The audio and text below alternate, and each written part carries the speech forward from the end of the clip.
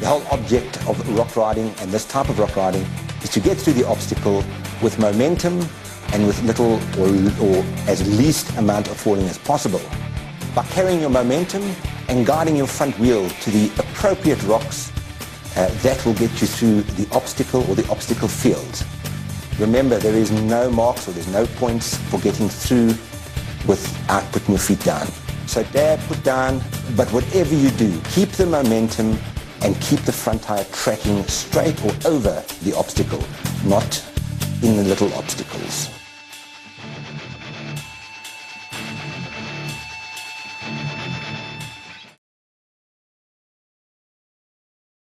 We're going to be showing you how to do the typical log crossing. We're very, very fortunate to have Brian Capper here, multi-time supermoto champion, trial champion.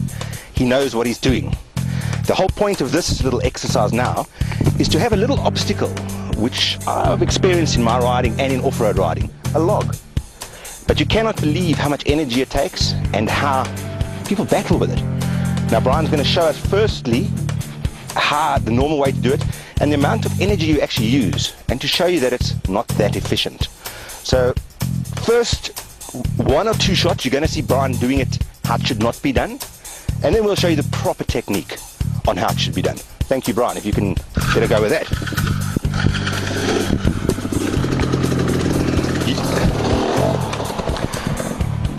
As you can see, you do get obstacles in an enduro or any competition like logs, and they scare people. And this is the normal reaction. Look at that. They bash their front tires in and whoa, and they get out of control. People don't realize that this takes energy. This takes energy and saps energy. And in an enduro that's 6 hours, you have to do this 6 or 7 times, and a couple of them, that'll certainly take it on you. You can see, out of control, front wheel whacks in. Brian is obviously dramatizing this, because he obviously can do it better. But you can see, it gets stuck, it's untangled. Nothing smooth about it. The whole operation is uncontrolled. And it's so inefficient. That is so inefficient. And just by learning little techniques, de-weighting, remember trials teaches you such a lot, that now we're going to show from Brian's many years of trials experience, how he's carried it over to off-road. Now many people think, well, trials is a different story. It's not. You carry the same techniques across to an off-road bike. Just watch this. Brian's going to show us now how he would do it in an enduro using the D-weight technique. Now take a careful look. Bah! Did you see that? Front wheel went into the log, he de-weighted over it, and the back wheel carried it straight over. It is so efficient, it is frightening. Watch it from the front. Now watch carefully. Here he comes. He preloads. Bah! Oh! Preloads and lets the suspension actually jump up to the back log. He'll do it one more time. Watch carefully now. Front suspension, whack in the rock. Whack! Wah! Wah! Did you see that? The back wheel jumped from there to there. It took the entire obstacle out of the equation. Now, from the front, you'll watch again. One more time. Watch the front suspension. Watch carefully. You will see. Here he comes, here he comes. Lift, bah, whoa, bah. It's pretty much also called the double lip. You could hear it, bah, wah. And the bike went right over as if it was not there. It's a way of, some people say it's cheating. It is, because you're making an obstacle obsolete. You're making it smooth.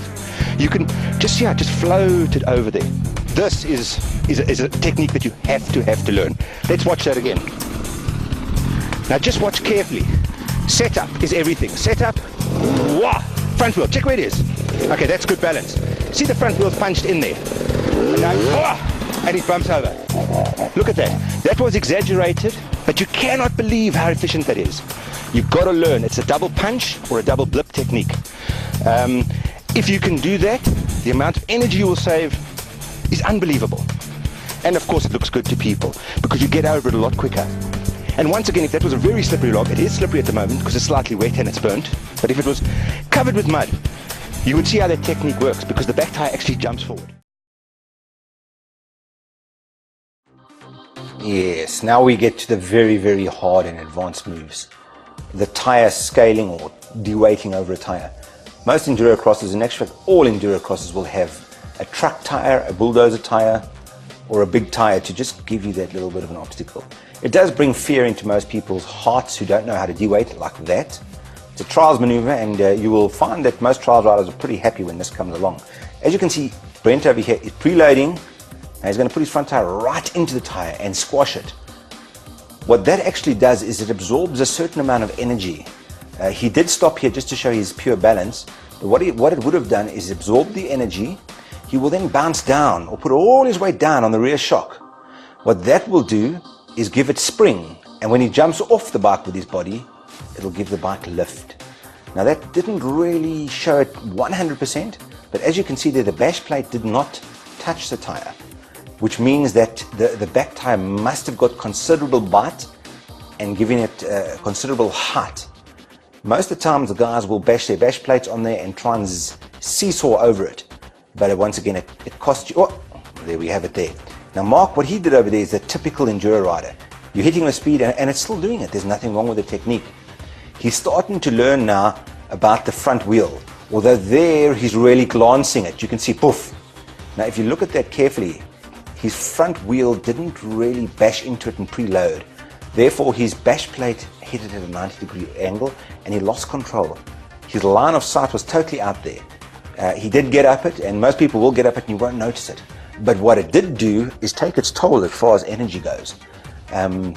If that tire was perhaps another foot higher, he wouldn't have got over. So remember the de-weighting technique. It is an advanced move, but it will certainly make life a lot easier.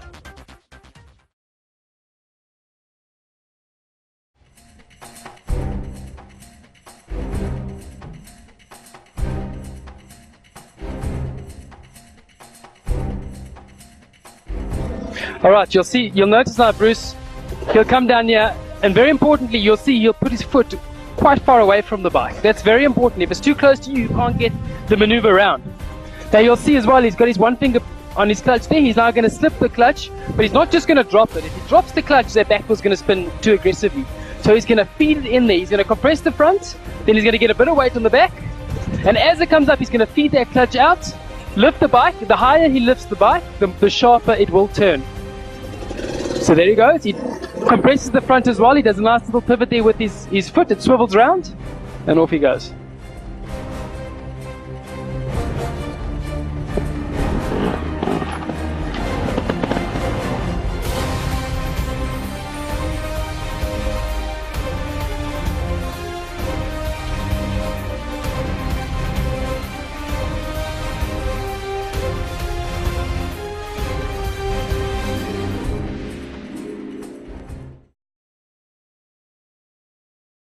We're going to show you now what most enduro riders do and what the normal action is. If Brian can first show us how it's not to be done, but what most people do. Have a look and see the energy that is wasted in this. He rides up to it, takes it, whoa, you can see, you get glanced off the log straight away. You have to get yourself in a position again, and all this time you're wasting a hell of a lot of energy. You ride off the bike, you have to waste energy picking the bike over the log, then you gas it like most people do. Why they do this I don't know. Whoa, whoa, whoa, and you're over. Your calorie count has gone up immensely. So it's just not efficient. You have wasted such a lot of energy in doing that, and we all do it because you're tired after your enduro or halfway through the enduro, and you do that type of thing. But that's typical on what the average person does, or what most of us do. Now Brian's going to show us an efficient way of doing it, because this is really about efficient riding. Watch carefully. Watch his front suspension. Watch his leg and his stance. There he goes.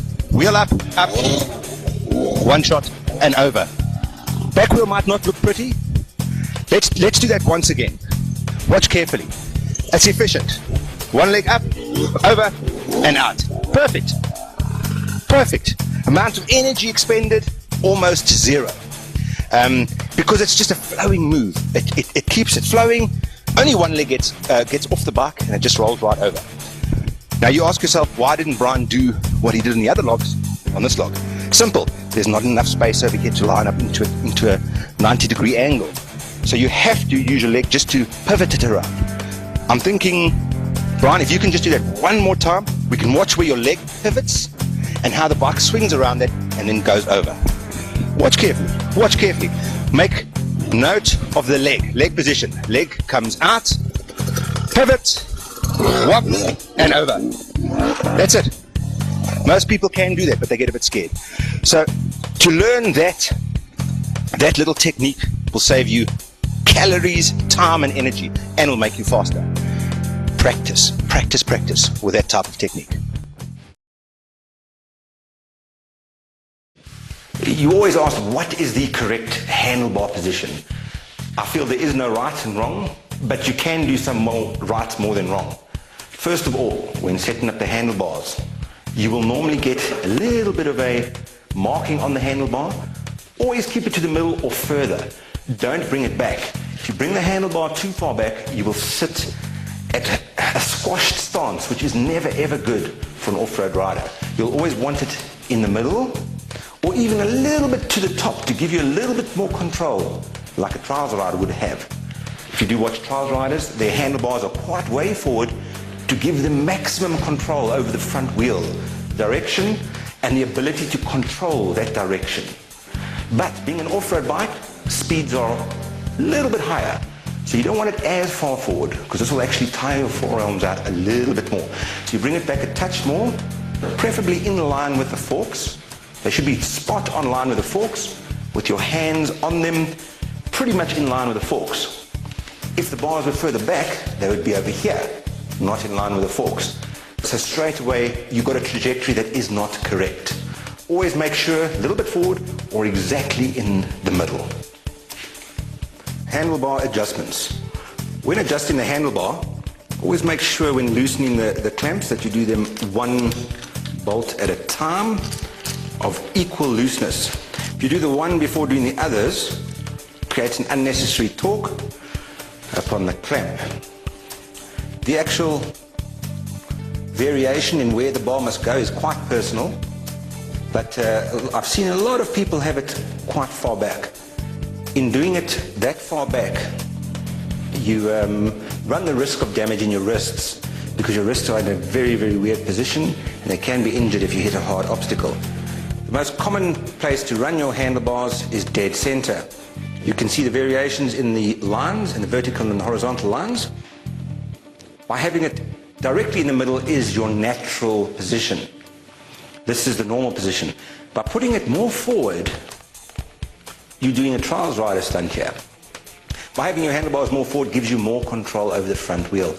So if you are doing very, very technical riding with rocks, off cambers, and not too long riding, it is good to have it in this position. Not too far forward, because it will create a lot of pressure on your forearms.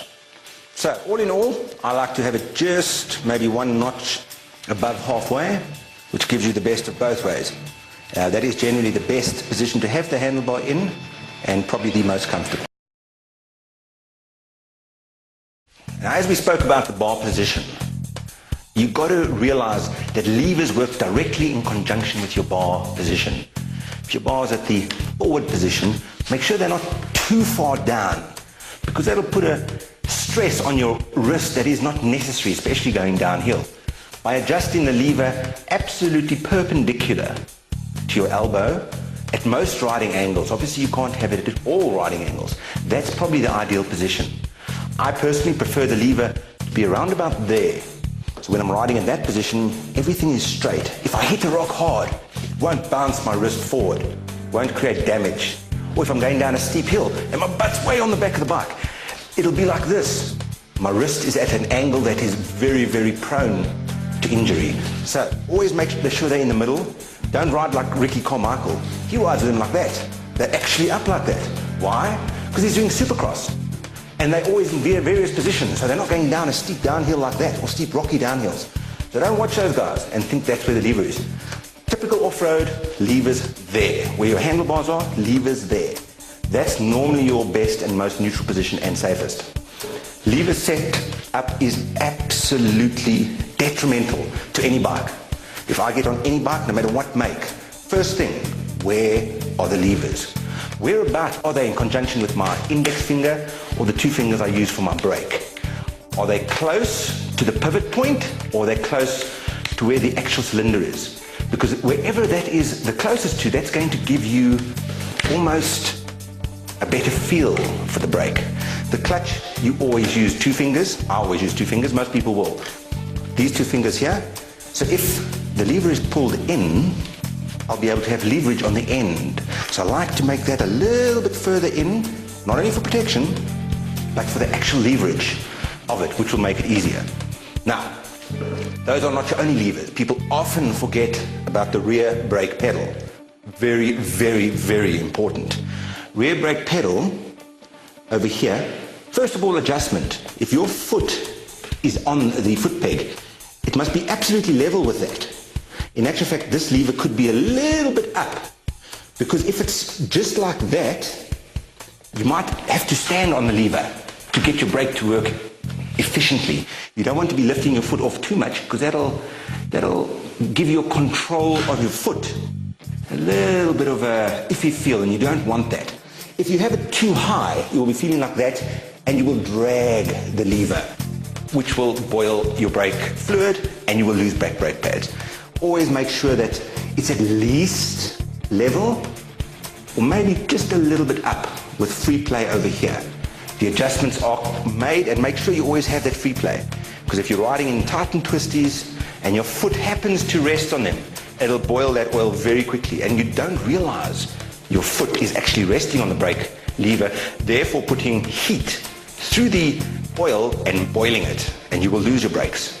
So just remember that if it does happen, grab your Camelback, stop, turn around, and put some water on the disc and the actual caliper. It will release it instantly. You will find you will go into the corner and you'll have no brakes, and that does release it instantly. Now, in the same way your brake lever works that way, your gear lever on the alternate side. If your boot's like that, the lever must not be under it. This is only logical, because you can't be putting your foot up like this. You won't have control of your bike. You want your foot to be at a strong position at all times. Lever exactly perpendicular to your foot, and perhaps a little bit above. In trials riding, we normally have it a little bit above, because it gives it more space in between the rocks, so that the gear lever doesn't hit. If it's too low, it'll hit and either put you in gear or break the lever. So have it a little bit above.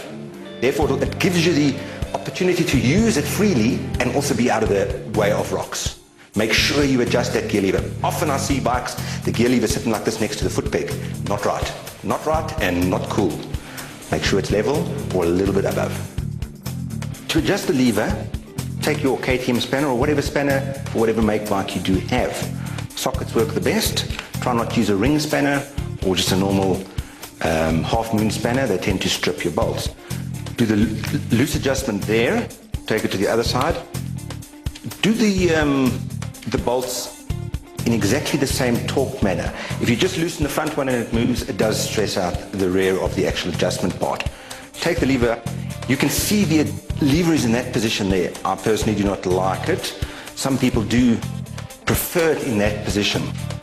I prefer it to be more in a perpendicular position as stated. Once again, by bringing it closer in that manner there, you've actually got a nice grip on the lever, but the problem is it's very close to either the handlebar, or if you do not run hand guards and you fall, the bump will just snap it off because it's very close. So what we do in trials, as well as off-road, is put it at a certain angle, say around about there. You can see there's the end of the handlebar. It gives it approximately 15-20 centimeters of gap between the handlebar and the edge of the lever. And you have the leverage. You can see where my finger is. There is leverage on it. Whereas if it was closer, it would be there. Now I've got the full leverage. And of course, when you've got leverage, you've got an easier action. So that is the position I prefer it in. Grab it like that, put it on, and tighten it. Not fully, ever so slightly there, and ever so slightly there. Never tighten the actual clutch lever or the front brake lever too much.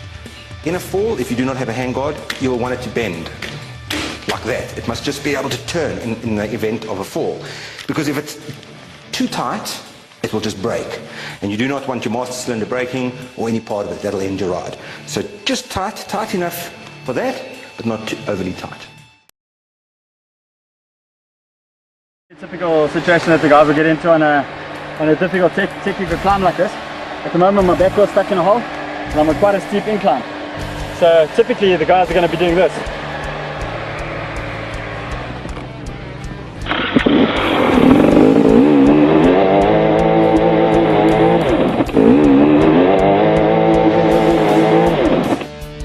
I'm busy spinning my wheel up and I'm not going anywhere, okay? So like that, all you're going to do is you're going to burn your clutch out, you're going to burn your tire out, and you're going to tire yourself out. So there's a very easy solution to that. So what I'm basically going to do is I'm going to put a foot on each rock on either side of the bike, and I'm going to start rocking the bike gently backwards or forwards. And you can see as I start rocking the bike, and every time the wheel hits the rock in front, you'll find that the bike will get traction and it'll want to climb up the rock. When the feeling's right for you, and let the clutch out, and you'll see it'll just roll up onto the top of the rock. Very, very simple.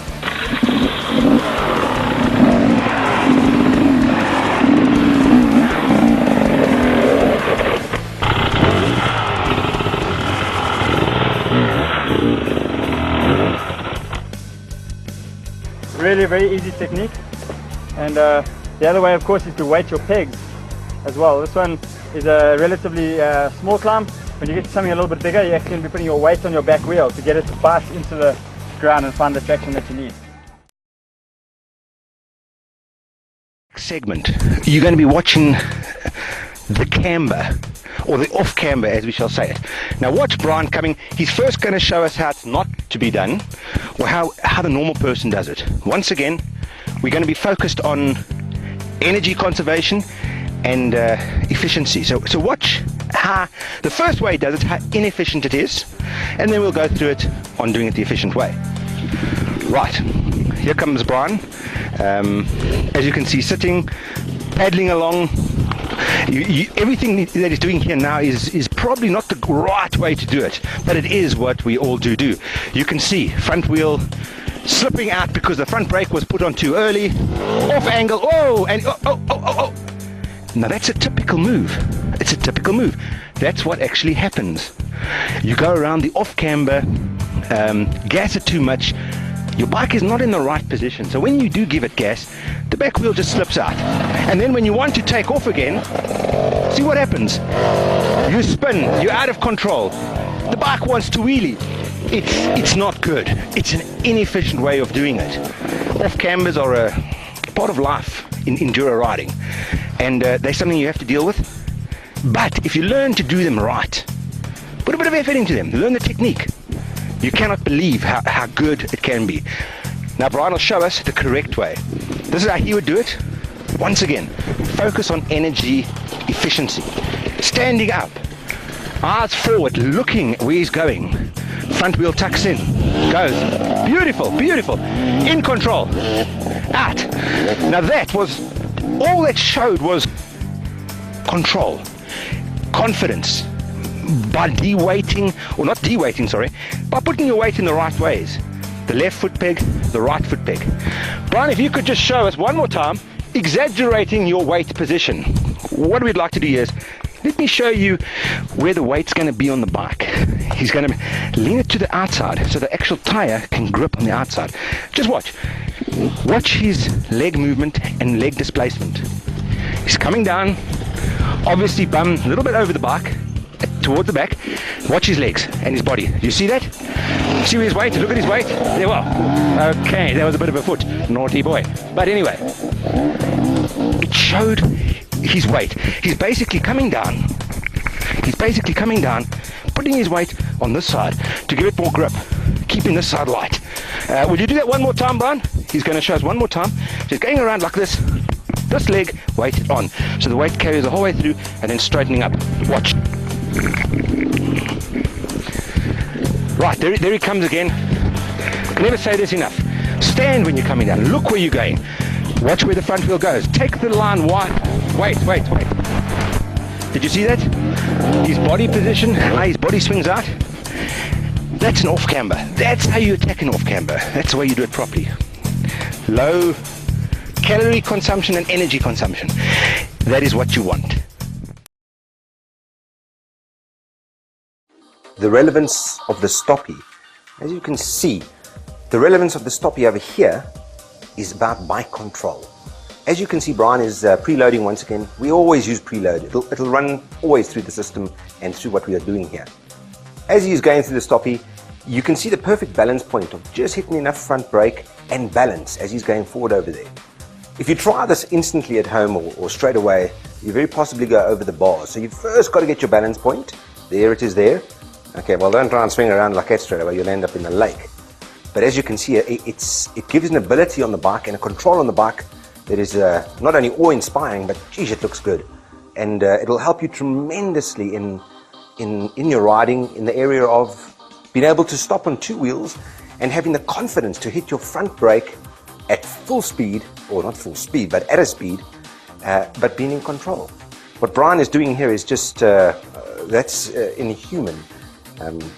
That what he's doing over there is really an advanced move, and we're not really looking at that specifically because the turning and stopping like that is really only one of a few people in the world can do that. Over here, we can really see the stoppie and how his weight just goes back and comes right. Then pivoting when you're stopping. Once again, this can be used in any form of off-road. The seat bounce on an off-road situation. Here we see Brian Capper doing it. You can see how good he is at doing this. Look how fluid that is. You can see it's so easy for him, but obviously this is a very, very big gully to get over, and look, most people make it this difficult.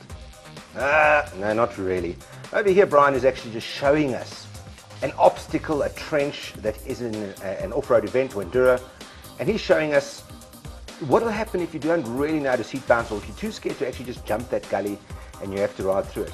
Once again, as we always say, watch the energy wasted. Efficiency goes out the window. He's burned a lot of calories and wasted a lot of time. All of us do this. Now watch us, watch us, watch us. Whoa! Isn't that just poetry in motion? All he's done there is preload as he's going to go over. Whoop, preload and over. Look how quick it is, but look, it just makes the obstacle, as we've said before, obsolete. And it looks so cool. Look at that. Look at the launch that he's actually getting there. He's preloading with his weight. Bah, on the butt. Preload, and then he springs up with his legs. You can see he's extending his legs now. What he's doing is actually extending that back shock, which has given him height and the ability to clear a hole or an obstacle that is directly in his path without having too much speed at his disposal or run up at his disposal. Just look at that extension.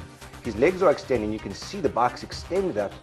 It's bunny hopped, or as we said, seat jumped. Very, very nice method.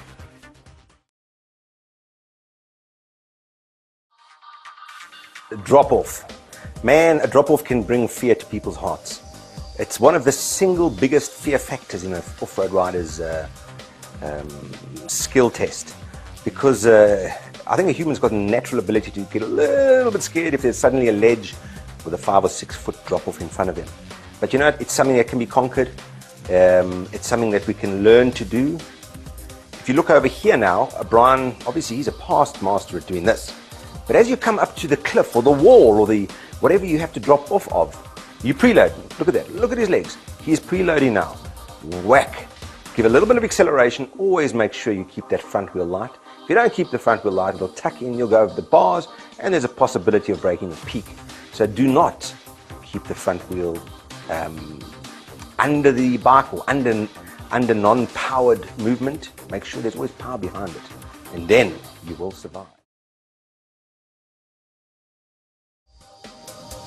Coming up to 2 ledges or a ledge without a run-up is, it's a daunting little thing, and we've often done it.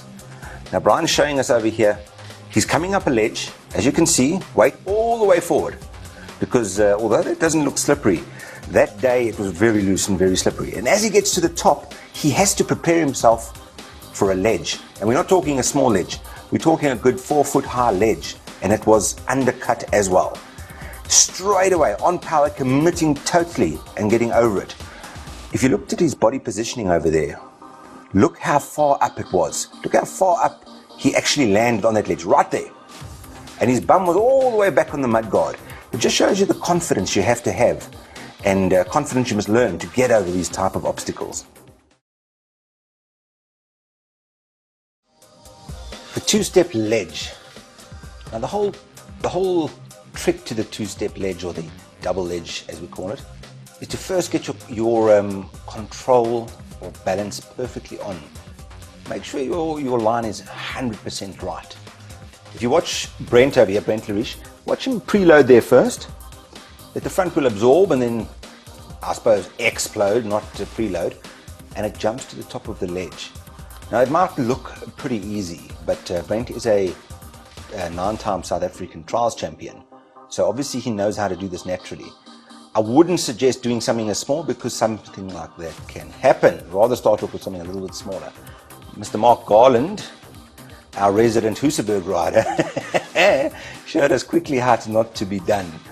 You can see his body language wasn't close to what it should have been. Over here we've got Bruce. Now Bruce is 2-time South African champion. He's going to use a different technique. Once again, just look at these guys, look at their legs. He preloads as he's coming in attack mode, preloads, rides the front wheel into the embankment, watch this, there, bah, leans back and lets the back wheel absorb and shoot out. What that does is it springs him forward.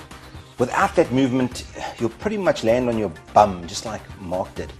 And that's from the top view over there. He's going to jump the whole thing, there we are. That's doing it the quick maneuver. What he did before was the double step ride technique, which is actually a lot harder if you think about it. Brent's showing us how to absorb it and jump the whole thing in one shot, and it works so well. The vertical climb. There's a little bit of a lip here, giving Mark a little bit of lift just before the vertical climb. As you can see over there, the whole rear tire pretty much scales the wall. The flat part of the wall is not even touched by the rear tire. If you look here carefully, he's preloading and then almost standing up a bit. You can see the tire misses the whole actual wall, the face of the wall. Now, obviously, if his tire had to go in there, it would probably give him a little bit of a backflip where he could fall backwards. Bruce is showing us another way. He actually hit that pretty hard or pretty fast, which gave him a lot of lift, as you can see there. It's probably better to do it a little bit slower and a bit more in control. Just watch how he does it. Once again, the legs. Whenever you see these trials boys do it, their legs absorb or deflect everything. Now over there, he did let the front wheel just glance off a sticking out part of the wall, and that just guided him over to where he wanted to go. But once again, legs, preload, and body adjustment.